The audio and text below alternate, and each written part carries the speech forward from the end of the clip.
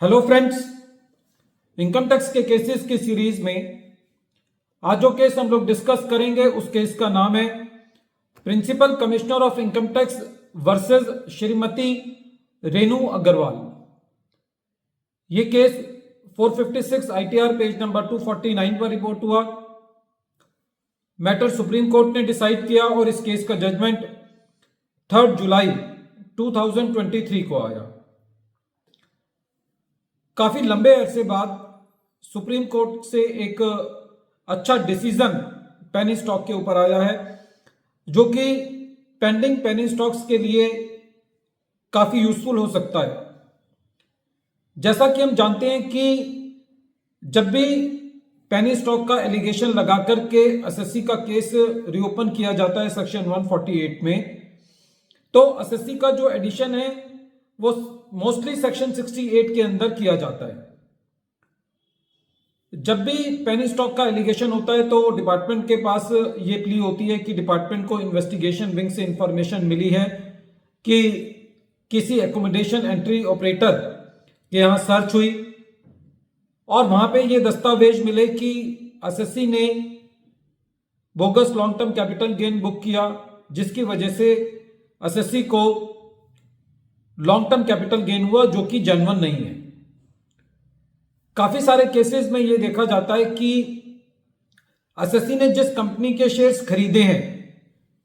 उस कंपनी का भी कोई नेगेटिव रिमार्क नहीं होता, कोई नेगेटिव स्टेटमेंट नहीं होती जिस कंपनी के शेयर्स खरीदे गए हैं। और दूसरा, security and exchange board of India ने भी उस कंपनी के बारे में, जिस कंपनी के शेयर्स में डीलिंग हुई हुई होती है, उसके बारे में कोई अपनी नेगेटिव रिपोर्ट नहीं दी होती। प्रेजेंट केस में भी लर्नेड असेसिंग ऑफिसर ने एसएससी का सेक्शन 68 में पेनी स्टॉक को लेकर के एडिशन किया। सेक्शन 68 के अंदर एसएससी का यह कहना था कि जिस स्क्रिप्ट के अंदर एसएससी ने डील किया है, जिस स्क्रिप्ट के अंदर एसएससी के ऊपर एलिगेशन लगाया गया है, सेबी ने उस कंपनी के बारे में कोई भी नेगेटिव रिपोर्ट नहीं दी है। और जो दूसरी महत्वपूर्ण बात थी वो ये थी कि जिस एकोमोडेशन एंट्री ऑपरेटर के यहां सर्च हुई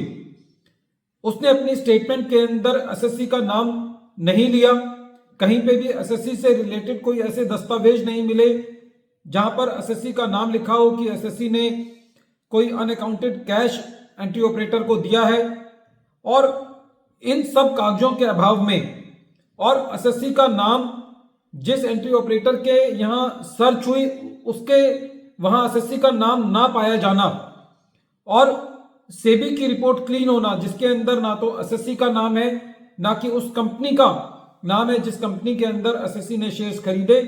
तो ऐसी परिस्थिति के अंदर खाली प्रिजम्पशन के बेसिस पर, अनफाउंडेड एविडेंसेस के बेसिस पर, ऐसे एविडेंसेस के बेसिस पर जो कि एसएससी से रिलेट नहीं करते, एसएससी का एडिशन करना जस्टिफाइड नहीं है। प्रेजेंट केस के अंदर सीआईटी अपील एसएससी को रिलीफ दे चुका था। आईटीएटी ने भी सीआईटी अपील के ऑर्डर को अपील रखा था और हाईकोर्ट ने भी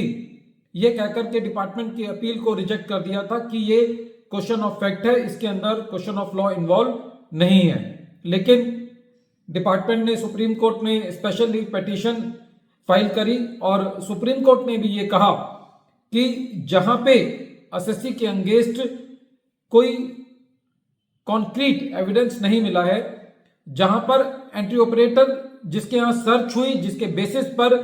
डिपार्टमेंट एसएससी का एडिशन करने जा रहा है, उसकी स्टेटमेंट के अंदर एसएससी का नाम नहीं है और जहां पर एसएससी से रिलेटेड कोई भी इंफॉर्मेशन नहीं मिली है, तो खाली प्रिजम्पशन के बेसिस पर एसएससी का एडिशन नहीं किया जा सकता। सुप्रीम कोर्ट ने आईटीएटी के ऑर्डर को रिपीट करते हुए ये कहा कि जो सेबी के यहां सर्च, जो सेबी की रिपोर्ट थी, उस रिपोर्ट के अंदर भी जो